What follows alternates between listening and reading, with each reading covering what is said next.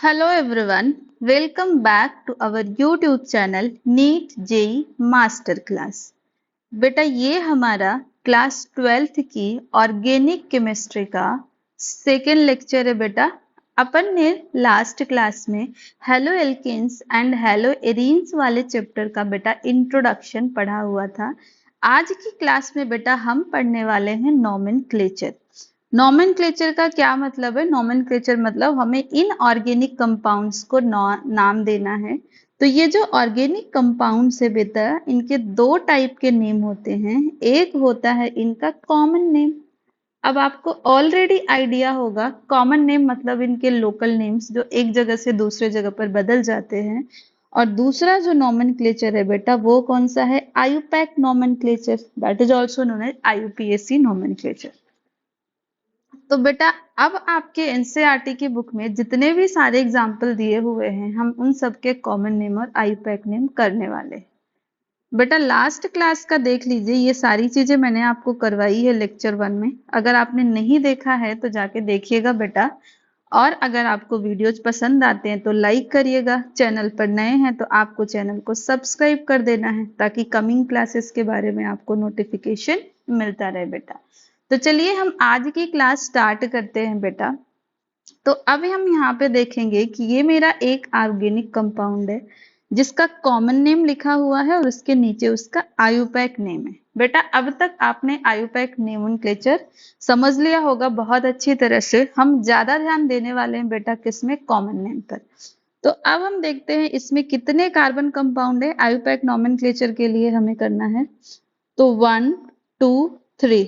अब आप पूछ सकते हैं कि मैम आपने इधर से नंबरिंग क्यों स्टार्ट की, यहाँ से नहीं क्यों नहीं किया बेटा? तो हमें पता है ना, कि हमारा जो ये चेन से जो ये क्या है, एक फंक्शनल ग्रुप अटैच है और अपन को फंक्शनल ग्रुप को क्या देनी है? प्रायोरिटी देनी है। तो जिस कार्बन से ये अटैच है उसको हमें लोएस्ट नंबर देना है ना। तो लोएस्ट सेट ऑफ लोकेंट मतलब उसको सबसे कम नंबर देना है। तो मैंने यहाँ से स्टार्ट किया।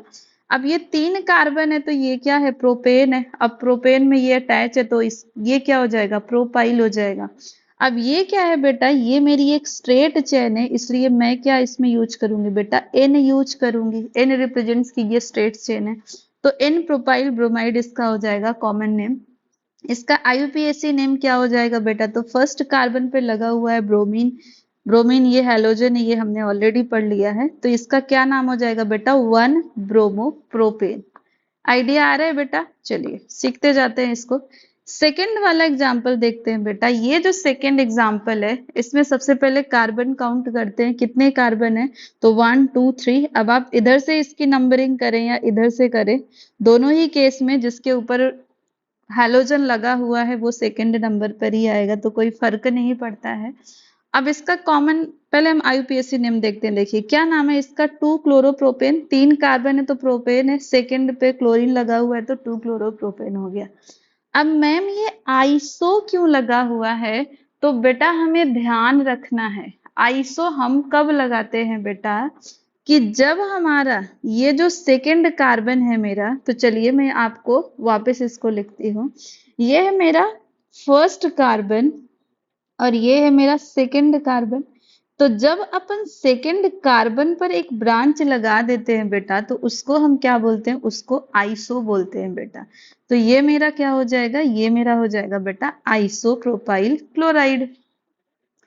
अब हम अपना थर्ड एग्जाम्पल देखते हैं बेटा। तो थर्ड एग्जाम्पल के केस में भी क्या है बेटा, कि मेरा जो सेकेंड कार्बन है उस पर एक ब्रांच लगी हुई है, ठीक है। तो ये अगेन हमारा क्या हो जाएगा? आइसोब्यूटाइल, है ना। कितने कार्बन है? तो 1 2 3 4 कार्बन है। 4 कार्बन है तो ब्यूटेन हो जाएगा, और उससे हैलोजन लगा हुआ है तो वो ब्यूटाइल हो जाएगा बेटा, ठीक है। अब इसमें सेकेंड कार्बन पर एक दूसरे कार्बन अटैच है, इसलिए वो हमारा क्या हो जाएगा बेटा? आइसो वर्ड हम यूज करेंगे, ठीक है। तो आई होप यहाँ से आपको क्लियर हो गया होगा कि आइसो वर्ड हमें कब यूज करना है। अब ये हमारा क्या है बेटा? ये हमने एग्जांपल्स देखे किसके? हेलो अल्केन्स के अभी हम देख रहे हैं बेटा। अब ये जो नीचे वाला एग्जांपल है ये किसका है बेटा? ये हमारा हो जाएगा हेलो एरिन्स का। चलिए देखते हैं।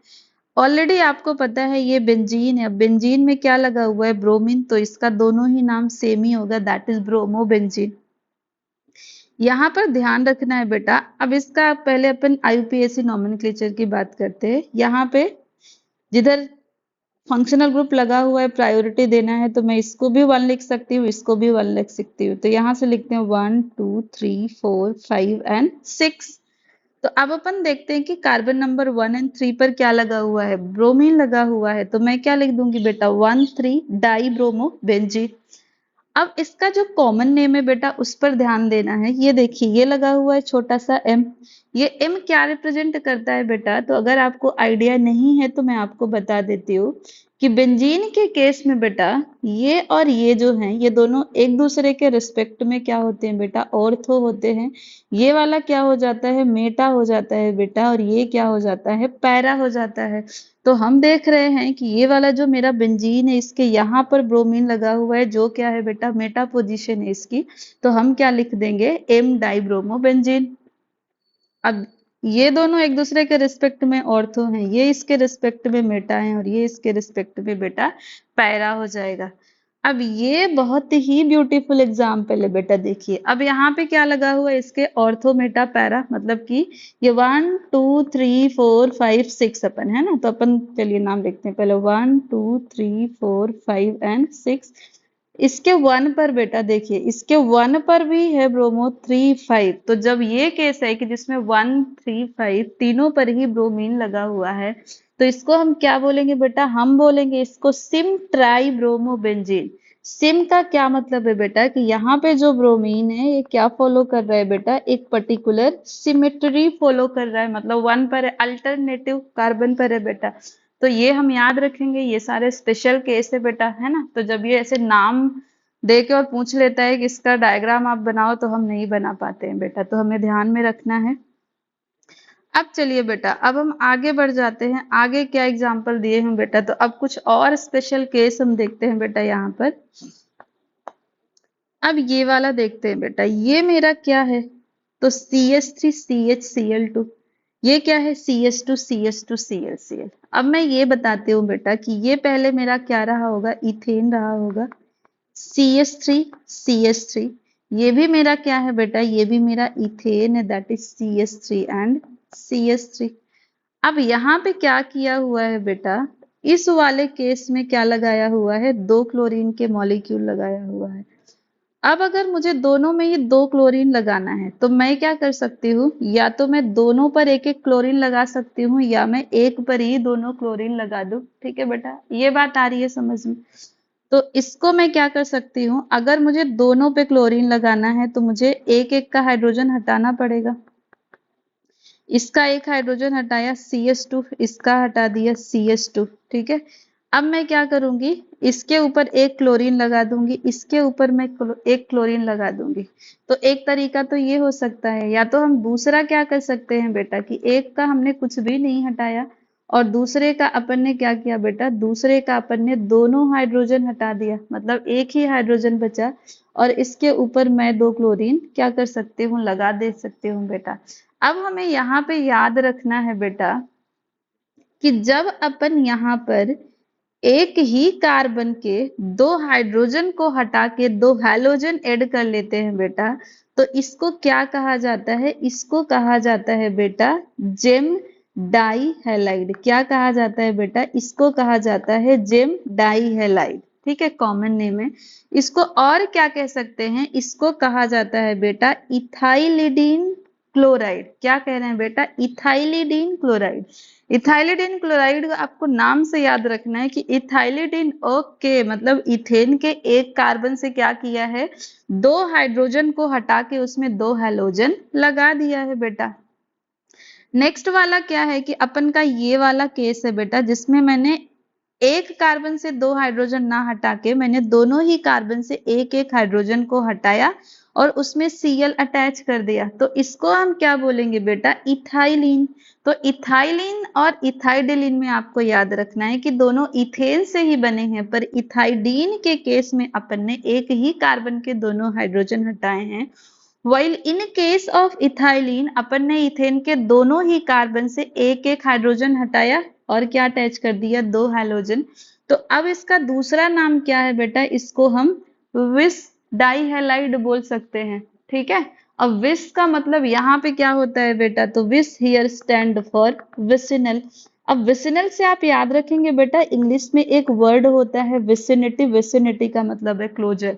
मतलब इथेन में जो दो आस पड़ोस में क्लोज कार्बन थे, उन दोनों का अपन ने एक एक हाइड्रोजन हटा के एक एक हाइड्रोजन उसमें क्या किया बेटा, अटैच कर दिया है। ठीक है, तो आप याद रखेंगे, अगर आपको दे दिया कि इथाइलिडिन डाइक्लोराइड या इथाइलिडिन क्लोराइड के साथ आप रिएक्शन करवाएं, तो आपको जब ये मॉलिक्यूलर स्ट्रक्चर पता होगा बेटा, तो ही तो आप रिएक्शन करवा पाएंगे। तो ये छोटी छोटी चीजें हमें याद रखना है बेटा। अब इस चैप्टर की सबसे ब्यूटीफुल चीज जो है ना बेटा, वो ये टेबल हो जाती है ना। अगर आपने ये टेबल याद कर लिया, तो ये पूरा जो भी चैप्टर है उसके सारे मॉलिक्यूल्स आपके दिमाग में आ जाएंगे। तो फिर हमारा टास्क क्या रह जाएगा बेटा, इन सब का केमिकल रिएक्शन करवाना। तो चलिए हम ध्यान देते हैं।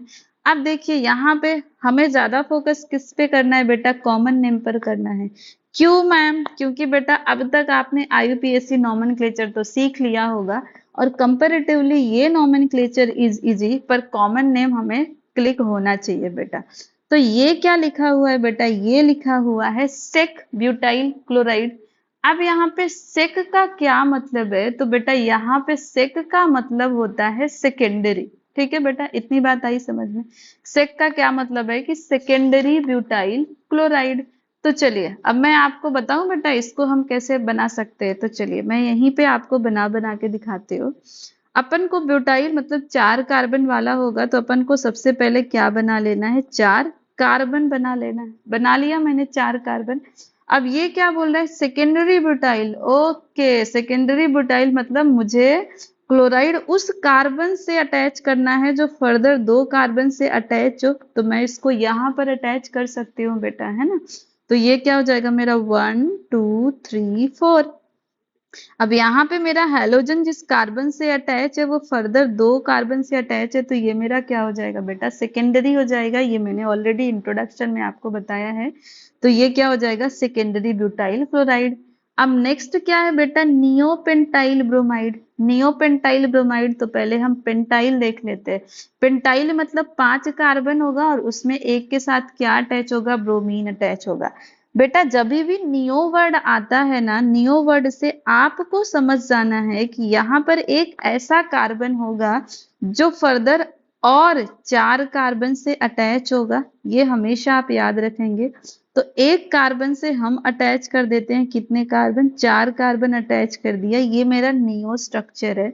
इसके साथ मुझे क्या लगाना है, ब्रोमाइड लगा देना है। तो ठीक है, तो कितने कार्बन, 1 2 3 4 5, क्या है मेरा, पेंटाइल है। मैंने कहा जब एक कार्बन से 4 और कार्बन अटैच हो तो इसको हम बोलते हैं नियो। 5 कार्बन है तो ये क्या हो जाएगा हमारा, नियो पेंटाइल। क्या लगा हुआ है, ब्रोमीन, तो ये हमारा क्या हो गया बेटा, नियो पेंटाइल ब्रोमाइड। अब ये की स्ट्रक्चर्स हैं बेटा, इसको आप भूलना अफोर्ड ही नहीं कर सकते हैं बेटा, तो ध्यान से यहीं पर करते जाएंगे। अब क्या आ गया, टर्शरी ब्यूटाइल ब्रोमाइड आ गया। ठीक है, अब टर्शरी ब्यूटाइल ब्रोमाइड का क्या मतलब है कि यहाँ पे मेरा ब्यूटाइल मतलब 4 कार्बन होंगे और मेरा ब्रोमीन जिस कार्बन से अटैच होगा वो फर्दर और 3 कार्बन से अटैच होगा बेटा। ये बात आ रही है बेटा आपको समझ में।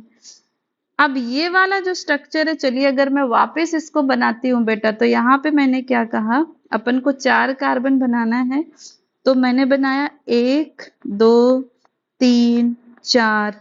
अब आप बोल सकते हैं यहाँ पे मैंने ब्रोमीन लगा दिया कि मैम ये तो नियो है। तो बेटा नियो ये तब होता जब मेरे कार्बन से चारों ही कार्बन अटैच होते, पर यहाँ पे क्या अटैच है बेटा, यहाँ पे मेरा अटैच है ब्रोमीन। तो ये क्या हो जाएगा बेटा, ये मेरा हो जाएगा टर्शरी ब्यूटाइल ब्रोमाइड। यहाँ पे मेरा ब्रोमाइड जिस कार्बन से अटैच है फर्दर वो 1 2 3 कार्बन से अटैच है, तो ये मेरा क्या हो जाएगा, ये हो जाएगा टर्शरी ब्यूटाइल ब्रोमाइड। आ रही है बेटा बात समझ में? चलिए धीरे धीरे समझते जाइएगा। नेक्स्ट हमारा है विनाइल क्लोराइड। अब बेटा इंट्रोडक्शन इसका जो पहला क्लास था उसमें मैंने आपको बताया था कि जब भी हमारा जो हैलोजन है वो डबल बॉन्ड के, मतलब कि वो कार्बन जो डबल बॉन्ड में इन्वॉल्व है, अगर उससे अटैच हो तो उस कार्बन को हम विनाइल कार्बन बोलते हैं। मेरा हैलोजन उससे अटैच है तो नाम क्या हो जाएगा, विनाइल क्लोराइड।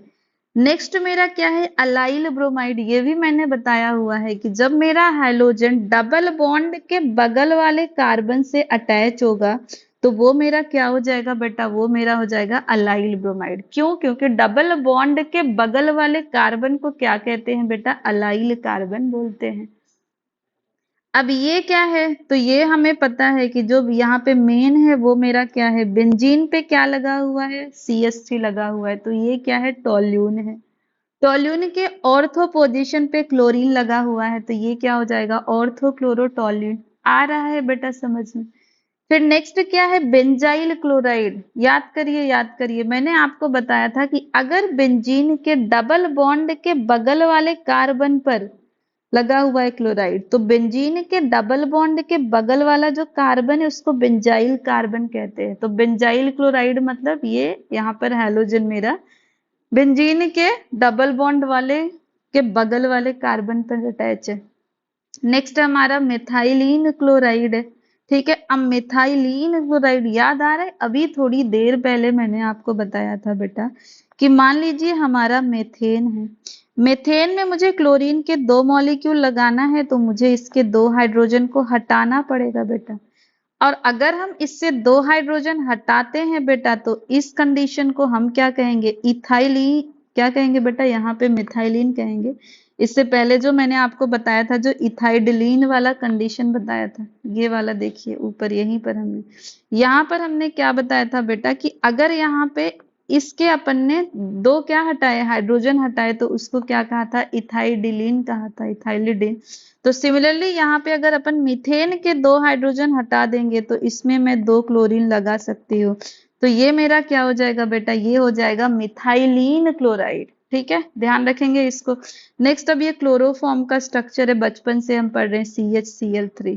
CH थी तो ब्रोमोफॉर्म हो जाएगा। कार्बन टेट्रा क्लोराइड है ना, टेट्रा मतलब 4 क्लोराइड कार्बन पर लगा हुआ है, CCl4। एन प्रोपाइल फ्लोराइड है ना, 3 कार्बन है तो प्रोपाइल क्या लगा हुआ है, फ्लोराइड। आसान है बेटा, ये टेबल को अच्छे से प्रैक्टिस करिएगा। ठीक है बेटा। अब ये जो एनसीईआरटी के इंटेक्स्ट वाले क्वेश्चन है बेटा, ये आप प्रैक्टिस करिएगा, है ना। आपको यहाँ पे कौन सा सेकेंडरी है, कौन सा टर्सरी है, ठीक है, ये सारी चीजें आप प्रैक्टिस करिएगा।